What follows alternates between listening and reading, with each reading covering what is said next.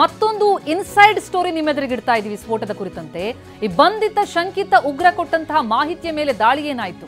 ಫರೀದಾಬಾದ್ನಲ್ಲಿ ಸ್ಫೋಟಕಗಳು ಪತ್ತೆಯಾಯಿತು. ಆ ಮಾಹಿತಿ ಮೇಲೆ ಶಂಕಿತ ಉಗ್ರ ಡಾಕ್ಟರ್ ಆದಿಲ್ ಕೊಟ್ಟಂತಹ ಮಾಹಿತಿಯ ಮೇಲೆ ನಡೆದಂತಹ ದಾಳಿ ಇದು. ಆ ಸುಳಿವುಗಳ ಆಧಾರದ ಮೇಲೆ ಫರೀದಾಬಾದ್ನಲ್ಲಿ ದಾಳಿಯಾಗತ್ತೆ.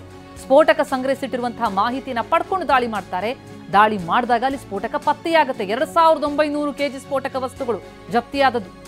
ಜಮ್ಮು ಮತ್ತು ಹರಿಯಾಣ ಪೊಲೀಸರ ಕಾರ್ಯಾಚರಣೆಯ ವೇಳೆ ಇವೆಲ್ಲವೂ ಕೂಡ ಪತ್ತೆಯಾಯಿತು.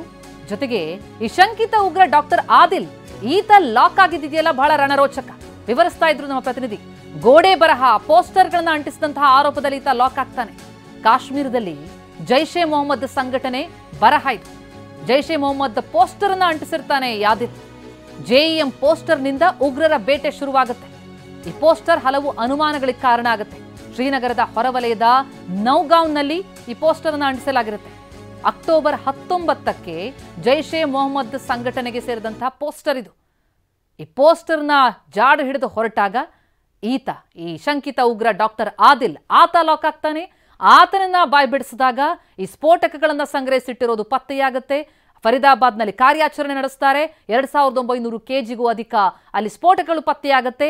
ಅದಾದ ಮೇಲೆ ನಡೆದಂಥದ್ದು ನಮ್ಮ ಎದುರಿಗಿದೆ. ಈ ಬಗ್ಗೆ ಡೀಟೇಲ್ಸ್ ಕೊಡ್ತಾ ಇದ್ರು ನಮ್ಮ ಪ್ರತಿನಿಧಿ ಹರೀಶ್. ಈ ಡಾಕ್ಟರ್ ಆದಿಲ್ ಈತನನ್ನ ವಶಕ್ಕೆ ಪಡೆದಿದ್ದು ಅದು ಕೂಡ ರೋಚಕ. ಜೊತೆಗೆ ಒಂದು ಪೋಸ್ಟರ್ ಹೇಗೆ ಇದೆಲ್ಲಾ ಸುಳಿವು ಕೊಡ್ತಾ ಹೋಯ್ತು, ಏನೇನು ಡೀಟೇಲ್ಸ್ ಇದೆ?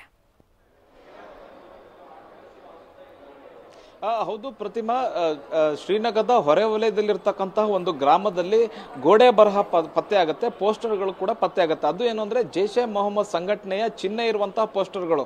ಆ ಪೋಸ್ಟರ್ನಲ್ಲಿ ಬರೆದಿರುತ್ತೆ, ನಾವು ಪ್ರತಿಕಾರವನ್ನು ತೀರಿಸ್ಕೊಳ್ತೇವೆ ಮತ್ತೆ ಸೇನೆಯ ವಿರುದ್ಧ ನಾವು ಪ್ರತಿಕಾರವನ್ನು ತೀರಿಸ್ಕೊಳ್ತೇವೆ ಅನ್ನುವಂಥದ್ದನ್ನ ಆ ಪೋಸ್ಟರ್ಗಳಲ್ಲಿ ಬರೆದಿರಲಾಗುತ್ತೆ. ಅಂದ್ರೆ ಆಪರೇಷನ್ ಸಿಂಧೂರ ಕಾರ್ಯಾಚರಣೆಯನ್ನ ಏನು ಭಾರತ ಮಾಡಿತ್ತು, ಭಾರತೀಯ ಸೇನೆ ಮಾಡಿತ್ತು, ಅದಕ್ಕೆ ತಕ್ಕನಾದಂತಹ ಪ್ರತಿಕಾರವನ್ನು ತೀರಿಸ್ಕೊಳ್ತೇವೆ ಅನ್ನುವಂತಹ ನಿಟ್ಟಲ್ಲಿ ಬರೆದಿರ್ತಾರೆ. ಅಂದ್ರೆ 2019 ಈಚೆಗೆ ಜಮ್ಮು ಕಾಶ್ಮೀರದಲ್ಲಿ ಈ ತರದ ಪೋಸ್ಟರ್ಗಳು ಕಂಡು ಬಂದಿರಲಿಲ್ಲ. ಯಾವಾಗ ಈ ತರದ ಪೋಸ್ಟರ್ಗಳು ಕಂಡು ಬಂತು, ಆಗ SSP ಆಗಿ ಕೆಲಸ ನಿರ್ವಹಿಸುತ್ತಿರುವಂತಹ GV ಸಂದೀಪ್ ಚಕ್ರವರ್ತಿ ಅವರು ಇದನ್ನ ವಿಶೇಷವಾಗಿ ಗಮನಿಸ್ತಾರೆ. ಮತ್ತೆ ವಿಶೇಷವಾದಂತಹ ತನಿಖಾ ತಂಡದನ್ನ ಇಳಿಸಿ ಇದಕ್ಕೆ ಯಾರು ಇದನ್ನ ಪೋಸ್ಟರ್ ಅಂಟಿಸಿದ್ದಾರೆ ಅನ್ನುವಂಥ ತನಿಖೆಯನ್ನು ಶುರು ಮಾಡ್ತಾರೆ. ಈ ಸಂದೀಪ್ ಚಕ್ರವರ್ತಿ ಏನಿದ್ದಾರೆ, ಇವರು ಆಪರೇಷನ್ ಮಹಾದೇವ್ ನಲ್ಲಿ ಕಾರ್ಯಾಚರಣೆಯಲ್ಲಿ ಮುನ್ನಡೆಸಿದಂತವರು. ಅಂದ್ರೆ ಆಪರೇಷನ್ ಸಿಂಧೂರ್ ಸಮಯದಲ್ಲಿ ಜಮ್ಮು ಕಾಶ್ಮೀರದ ಒಳಗೆ ಅಡಗಿ ಇರ್ತಕ್ಕಂಥ ಉಗ್ರರನ್ನ ಹುಡುಕಿ ಹೊಡೆಯುವಂತಹ ಕೆಲಸವನ್ನ ಮಾಡಲಾಗಿತ್ತು. ಆಪರೇಷನ್ ಮಹಾದೇವ್ ಅನ್ನುವಂಥ ನಿಟ್ಟಿನಲ್ಲಿ ಕರೆಸ್ಕೊಂಡಿತ್ತು. ಈ ಆಪರೇಷನ್ ಮಹಾದೇವ್ ಅನ್ನ ಮುನ್ನಡೆಸಿದಂತವರು ಈ GV ಸಂದೀಪ್ ಚಕ್ರವರ್ತಿ. ಇವರು ಈ ಒಂದು ಪೋಸ್ಟರ್ನ ತನಿಖೆಗೆ ಇಳಿದಂತ ಸಂದರ್ಭದಲ್ಲಿ ಮೊದಲು ಈ ಪೋಸ್ಟರ್ ಅಂಟಿಸಿದಂತ ಮೂವರನ್ನ ಹಿಡಿದುಕೊಳ್ತಾರೆ. ಅವರ ವಿಚಾರಣೆ ಮಾಡಿದಂತಹ ಸಂದರ್ಭ ಸತತ 1 ತಿಂಗಳ ಕಾಲ ವಿಚಾರಣೆಯನ್ನ ಮಾಡ್ತಾರೆ. ವಿಚಾರಣೆ ಮಾಡಿದಂತ ಸಂದರ್ಭದಲ್ಲಿ ಮೌಲ್ವಿ ಒಬ್ಬ ಇವರಿಗೆ ಗುರು ಅನ್ನುವಂಥದ್ದು ಗೊತ್ತಾಗುತ್ತೆ. ಆ ಮೌಲ್ವಿಯನ್ನ ವಿಚಾರಣೆ ಮಾಡಿದಂತ ಸಂದರ್ಭದಲ್ಲಿ ಫರೀದಾಬಾದ್ ನಲ್ಲಿ ಇರತಕ್ಕಂಥ ಸ್ಫೋಟಕಗಳ ಬಗ್ಗೆ ಗೊತ್ತಾಗುತ್ತೆ, ಮುಜಾಮಿಲ್ ಬಗ್ಗೆ ಗೊತ್ತಾಗುತ್ತೆ, ಆದಿಲ್ ಬಗ್ಗೆ ಗೊತ್ತಾಗುತ್ತೆ. ಅಂತಹ ಸಂದರ್ಭದಲ್ಲಿ ಫರೀದಾಬಾದ್ ನಲ್ಲಿ ಗುಜರಾತ್ ATS ಆಗಿರಬಹುದು, ಉತ್ತರ ಪ್ರದೇಶ ATS ಮತ್ತೆ ಹರಿಯಾಣ ಜಂಟಿ ಕಾರ್ಯಾಚರಣೆ ನಡೆಸಿ ದಾಳಿಯನ್ನ ಮಾಡ್ತಾರೆ. 2900ಕ್ಕೂ ಹೆಚ್ಚು ಕೆಜಿ ಸ್ಫೋಟಕಗಳನ್ನ ವಶಪಡಿಸಿಕೊಳ್ತಾರೆ. ಆಗ ಈಗ ಉಗ್ರರ ದೊಡ್ಡ ಜಾಲ ಪತ್ತೆ ಆಗುತ್ತೆ ಅನ್ನುವಂತಹದ್ದು.